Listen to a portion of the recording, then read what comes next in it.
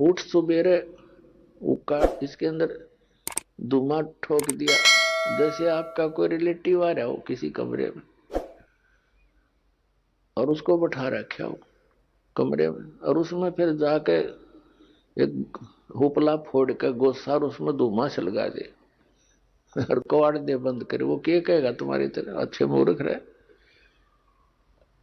मेरा दम घोट दिया इन्होंने। तो इसी प्रकार ये हमारे भगवान जो यहाँ के जो प्रधान है शरीर में विद्यमान है, कहते हैं सुक्रम किया ना करी बंदगी, ना भगवान का नाम लिया ना कोई शुभ कर्म किया, उठते धुआं ठोक दिया शरीर में, फूटे तेरे भाग रे। फिर बताते हैं कि तन सराय में जीव मुसाफिर। अब दूसरा जागना क्या है, ये तो एक इस निंद्रा से जागा, शाम न सो गया सुबह जाग गया। दूसरी नींद में हम सोए पड़े हैं मोह ममता की अज्ञान अंधेरे में, मोह ममता की निंद्रा में हम गहरे सोए पड़े हैं। उसको जगाते हुए कहते हैं कि इस तन सराय में जीव मुसाफिर यू करता रहे दिमाग रे, रात बसेरा कर ले डेरा, चले सुबेरा त्याग रे। ये शरीर जो आपको मिला है ये समझ लो एक धर्मशाला है ये, या सराय है। और ये सराय आपको मिली किस लिए थी? जैसे कोई धनी व्यक्ति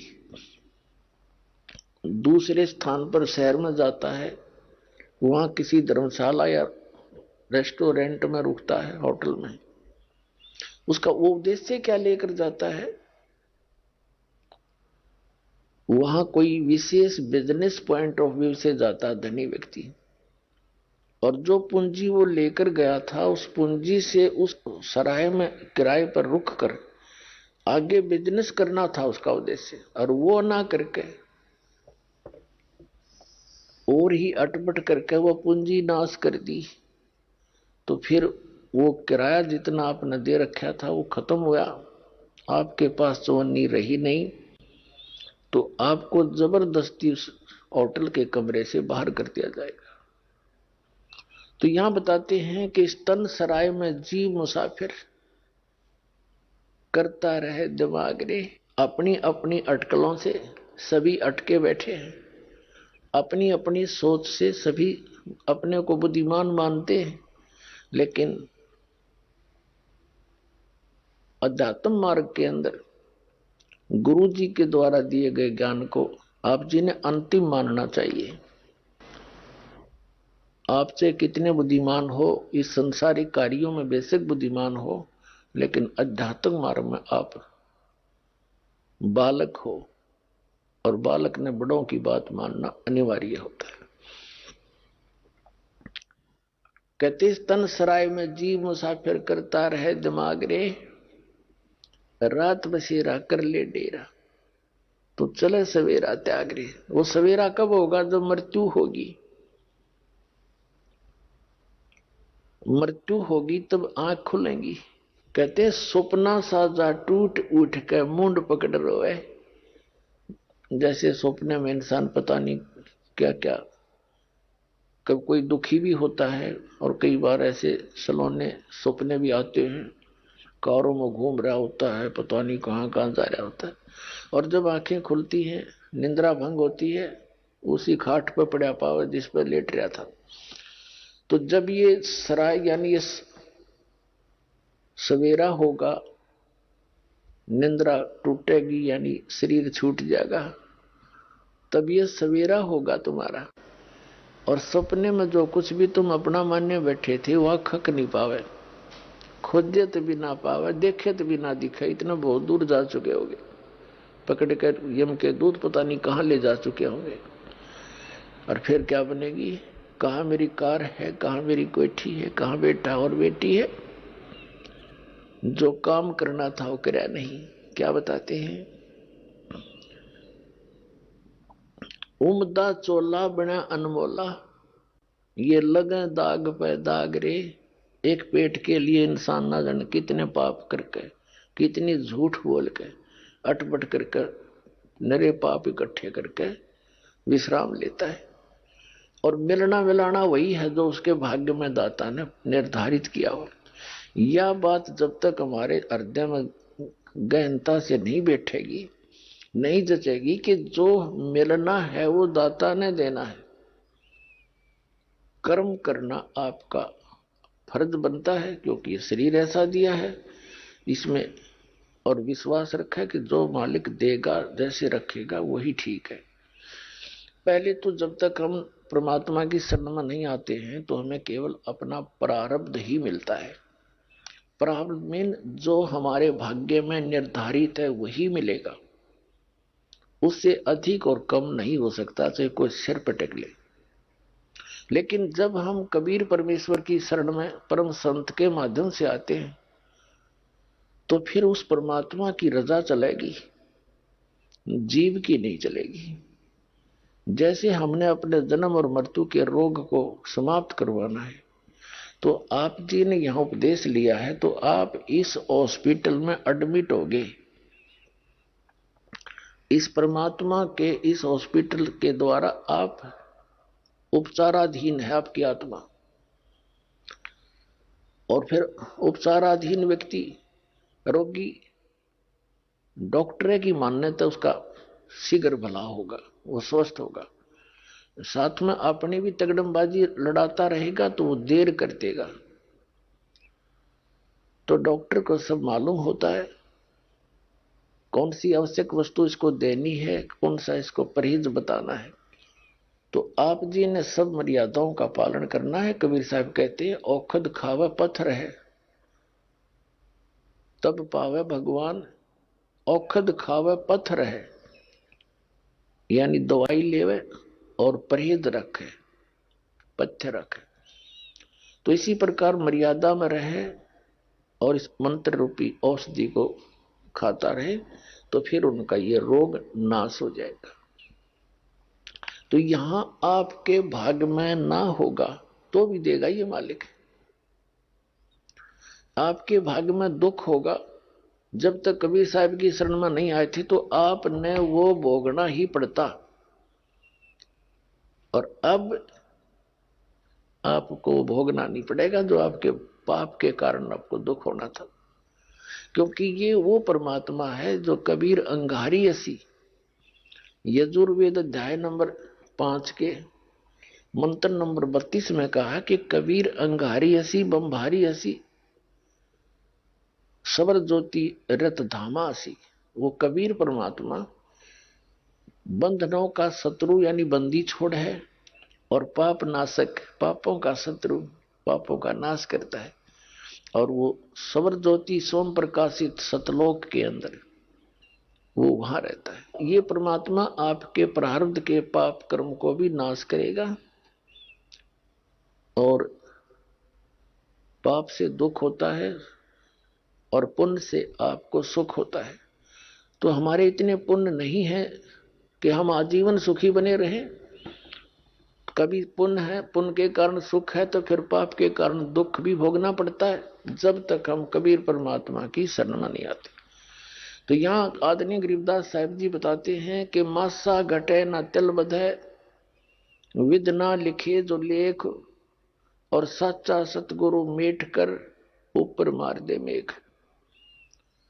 मासा घटे न तिल बढ़े, जो आपके प्रारब्ध में विधाता ने जो लिख रखे वो ना घट सकते ना बढ़ सकते। कब तक? जब तक आप सतगुरु की शरण में नहीं आ जाते, कबीर परमात्मा की शरण में। यानी सच्चा सतगुरु जो होता है वो वही कहलाता है जो सत्य पुरुष का ज्ञान देता है। बाकी सतगुरु नहीं है, क्योंकि उनको ज्ञान में कंप्लीट नहीं है। वो कोई ब्रह्म तक पूजा बताता है, कोई विष्णु जी तक, कोई कृष्ण जी तक, कोई राम जी तक, तो ये सतगुरु नहीं है। और जो सतलोक की जानकारी देते हैं उनका ज्ञान व्यर्थ है, ठीक नहीं है, तो वो भी सतगुरु नहीं है। बेशक वो सतपुरुष का की महिमा भी सुनाते हो, जैसी भी उनको ज्ञान है। तो सतगुरु वही है जो 4 वेद 6 शास्त्र जो कहे 18 बोध, तो पुण्यात्माओं, आपका सौभाग्य है कि आप जी को उस परम पिता की शरण मिल गई, जिसकी शरण में आने के बाद आपको प्रारब्ध का कर्म कोई सेध देगा नहीं, पाप नहीं दुख देगा। जो आपके भाग्य में पुण्य है वो सुरक्षित रहेंगे, और पुण्य आपको यहां वृद्धि करने की एक ऐसी विधि बताई जाती है जिससे पुण्य का ढेर लगता चला जाएगा। तो इन पुण्यों से, भक्ति से, मंत्र के जाप से आपने इस संसार में जब तक श्वास है रहोगे तब तक इन्हीं से आपने यहां का भी खर्चा चलाना है और इसको सुरक्षित भी रखना है, जो सतलोक में जाने के लिए यह कमाई काम करेगी। तो ये दोनों ही आपके यहां से स्टार्ट हो जाएंगे। यहां कौन कौन सी विधि बताई जाती है और सतगुरु हमें क्या बताएगा। अब सतगुरु कैसे विधि बताएगा। अब कबीर परमात्मा ने क्या बताया है, जग सारा रोगिया रे, जिन सतगुरु वैद न जाण्या, जग सारा रोगिया रे, जग सारा रोगिया रे, जिन सतगुरु वैद न जाण्या, जग सारा रोगिया रे।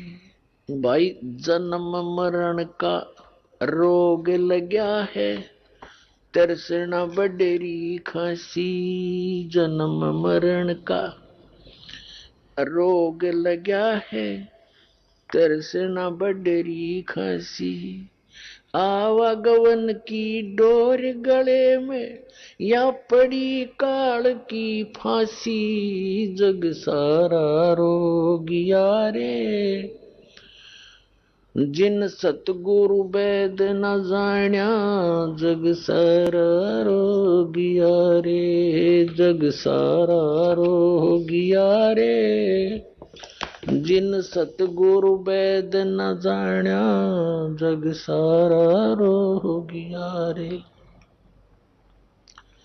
भाई, सच्चा सतगुरु कोई न पूजे, इन झूठों जगपतियासी, सच्चा सतगुरु कोई न पूजे, इन झूठों जगपतियासी, अंधे की बां गई अंधे ने, ये मार्ग कौन बतासी, जग सारा रोगिया रे, जिन सतगुरु वैद न जाण्या, जग सारा रोगिया रे, जग सारा रोगिया रे, जिन सतगुरु वैद न जाण्या, जग सारा रोगिया रे। भाई, देखा देखी गुरु से बन गे, किया न तत्व विचारा, देखा देखी गुरु से बन गे, किया न तत्व विचारा, गुरु से दोनों के सिर पे यू काल ठोके पंजारा, जग सारा रोगिया रे, जिन सतगुरु वैद न जाण्या, जग सारा रोगिया रे, जग सारा रोगिया रे, जिन सतगुरु वैद न जाण्या, जग। भाई, सार सबद सर जीवन बूटी, गैस गैस अंग लगावे, सार सबद सर जीवन बूटी, गैस गैस अंग लगावे, कहे कबीर तुम सत कर मानो, ये जन्म मरण मिट जावे, जग सारा रोगिया रे, जिन सतगुरु वैद न जाण्या, जग सारा रोगिया रे, जग सारा रोगिया रे, जिन सतगुरु वैद न जाण्या, जग सारा रोगिया रे।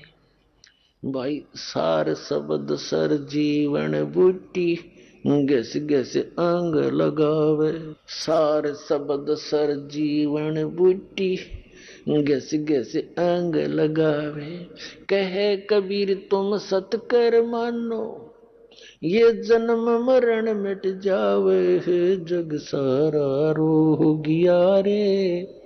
जिन सतगुरु भेद न जाण्या, जग सारा रोगिया रे, जग सारा रोगिया रे। जिन सतगुरु भेद न जाण्या, जग सारा रोगिया रे। अब परमात्मा बताते हैं कि यहाँ सभी जन्म मरण के रोग से ग्रस्त है। आप जी श्री विष्णु जी श्री शंकर भगवान जी की पूजा करते थे, इनको अजर अमर मान के ये अज्ञानी गुरु लोग आपको मिसगाइड किए हुए थे। इन भगवानों की पूजा बता के और इनको मृत्युंजय और कालजय, सर्वेश्वर और महेश्वर, सर्व सुखदाई, सब पापों के नाशक बता के ये स्वयं स्वीकार करते हैं कि हमारा जन्म और मृत्यु होता है। हम अविनाशी नहीं हैं, हमारा जन्म और मृत्यु होता है। अपने आत्मा ये दंत कथा तो ये सुनाते सुनाते इन संतों ने बैठाई दिया। श्रद्धालु का स्वभाव होता है, विद्यार्थी होता है, और जिसके पास ये जाता है किसी के भी माध्यम से, उस संत की पूरी महिमा उसके चेले द्वारा सुनकर ही जाता है। बड़े पहुंचे हुए महात्मा है, फिर उसको शंकाएं नहीं रहती। जो ज्ञान वो देता सारा सर्वधार्य होता है। और भक्तों का एक विशेष स्वभाव होता है, वो ब्लाइंड फेथ करते हैं अपने उस गुरु पर, और ये नकली गुरुओं पर ब्लाइंड फेथ कर लिया और उन्होंने सारे उल्टे पाठ पढ़ा दिए। बताओ, आज तक हमारे हिंदू धर्म के धर्म गुरु जो शंकराचार्य और आचार्य को आवे थे, और मंडलेश्वर और ब्राह्मण को आवे थे, और चारों वेदों और पुराणों के वो कंठस्थ ज्ञाता कहलाते थे, ये हमें वेदों पुराणों और गीता का कैक है वे नहीं बता पाए आज तक। तो काय के सतगुरु थे ये? आप भी नरक गए और यजमानों को भी साथ लटका ले गए। अब देखो आपको